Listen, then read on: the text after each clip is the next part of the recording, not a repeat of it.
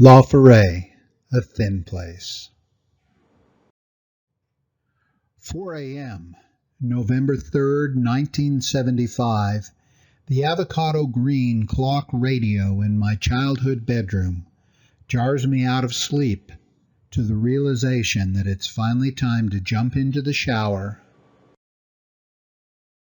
grab the bags that I have so carefully packed and repacked, and to nag Mom to get me to the church for our 5:30 departure en route to my first faith exploration weekend retreat at LaForet in Black Forest, Colorado. When we pull into the church parking lot, most of the others are already there. Steve Newton, Debbie Tiffany, Philip St. Martin, Lisa Rathall, Liz Wolfe, Eric Kelly, John Salmon, Joan Wahlberg, and Liza Boyd. Jim Wolfe, a young man of 40, is loading his maroon Ford LTD station wagon with various duffels, musical instruments, and sleeping bags belonging to the young campers. He had already fueled up and made sure that the Citizens Band radio was properly working and set to channel 19, and that he had a good assortment of 8-track tapes for the long 55-mile-an-hour journey across Wyoming. Jane, Jim's wife and our youth advisor, had already loaded her car with the other youth. So Steve, Debbie, Liza, Joan, and I jump in with Jim and set off for what would become a journey of transformation. Every year, we have a special Sunday we call Camp Sunday, which highlights our UCC Camp LaForet. This year, they asked me to relate my experiences at Camp LaForet, and hopefully my words will do justice in describing a place that really defies definition. LaForet was originally the summer estate of Alice Bemis Taylor and her husband, Frederick Morgan Pike Taylor. Upon Mrs. Taylor's death in 1942, the camp was deeded to the Colorado Congregational Church, which later became the Rocky Mountain Conference of the United Church of Christ.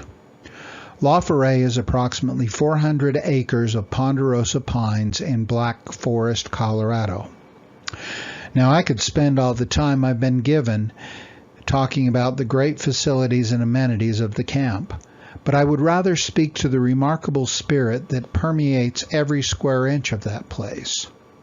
A common shared experience is that LaForet is an extraordinary area that defies that which we have established as normal, average, or ordinary. For me and for many others, it is what has been called a thin place. A thin place is a place where the veil between this world and the eternal world is thin. It's a place where one can walk in two worlds. The worlds are fused together, knitted loosely where the differences can be discerned, or tightly where the two worlds become one. In other words, it's a place where the holy invades the mundane. My story with LaForet is a long one. I've been there many times and in many different roles over the years.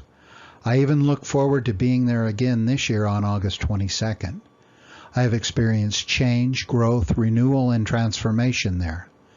I have touched the hand of God on more than one occasion amongst the scented ponderosa and the scurrying scrabbit. At 15, I had experienced many gatherings of youth. I was a Boy Scout and had played sports on several teams, and played music in the school stage band as well as in a rock and roll outfit with several of the neighbor kids. None of these had adequately prepared me for what I would encounter at that first retreat. As I walked into the cabin named Sage that cold Colorado evening, I was greeted by people that acted as if they had known me for years. There was no sizing me up or pretense, just instant acceptance as a kindred spirit. The first new friend I met was Ellen Parker. As an upper-class woman, she took me under her wing and showed me around the camp and made sure that I was adequately introduced to everyone. It was then that I first met Sal Smith, Jeff Norton, John Yamamoto, also known as Photomoto, Jan Larson, and many others whose names have been blurred with age and time. In many cases, these would become friends for life. These were folks that I met on that first retreat, yet there are so many others that I would meet in later gatherings, and in aggregate, they have all formed a huge village of souls that have become such an important part of my tribe. Prior to LaForet, I constantly felt as if I had to prove my worth in gatherings of my peers. I was constantly working to show that I was cool, tough, and non-Mormon. That dynamic didn't exist in that sanctuary in the Pines. It was an experience that caught me entirely off guard, and one that I grew to crave and savor. Over many years of interacting with LaForet campers of many ages, they have all acknowledged the experience of instant acceptance or community. I believe that it is beyond the people and rather woven into the fabric of the landscape. In fact, it feels to me as if the camp itself is a living spiritual being. During a wine-infused campfire discussion at a songwriters retreat, Kevin Jenkins pointed out to me that the cell phone reception at camp is always spotty or non-existent, in spite of being in close proximity to Colorado Springs. He also told me of a magnetic imaging study that the U.S. Air Force had done of the area, and that there were strange properties emanating from the camp. I doubt that that actually happened, but as one who has experienced the vibe of the camp, it wouldn't surprise me if indeed it were true. That brings me to the point, and that is LaForet is a holy place, or as I said before, a thin place. From the Taylor Memorial Chapel to Pondo, to the ropes course, the labyrinth, the upper and lower fire circles, and each of the cabins, there is a friendly yet alarming feeling of difference, as if you are walking on holy ground. It seems as if the elements themselves conspire to make each camping experience extraordinary. Whether it is an odd wisp of wind that picks up at just the right moment in the midst of prayer, or that storm that breaks just in time for the group gathering in the meadow. It seems as if the camp itself conspires to make your experience the very best that it can be.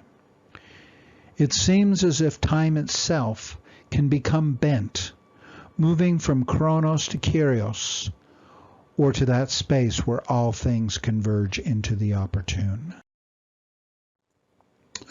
Now we are facing a sad fact here at Holladay. Our youth just aren't attending the events at LaForet as they did in the past. I don't know why it is.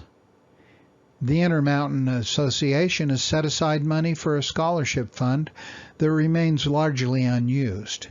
In addition to that, the Rocky Mountain Conference has funds available to help campers to get there, and there is even money available in the Hitchcock's Youth Fund here at church. So certainly, money isn't the concern. I am told today that youth are overprogrammed and just don't have the time for one more thing.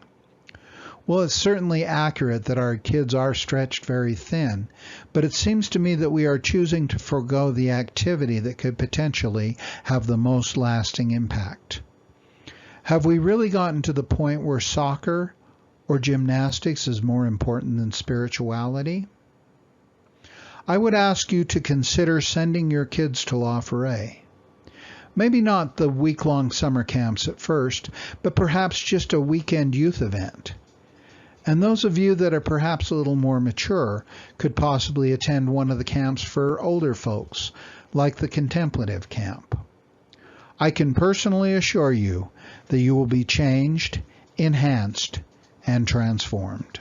I remember leaving LaForet that first weekend and embarking on the long drive back to Utah. I was overcome with a profound feeling that I really could not describe. There was a mixture of sadness for leaving the great new friends that I had found, and a realization that I would never be the same young man that had entered that camp only 3 days prior. I had a new, deeper understanding of the holy and a refreshing new outlook of community. I knew that I was just beginning my experiences with Camp LaForet, but I'm not sure that I knew the impact would last a lifetime.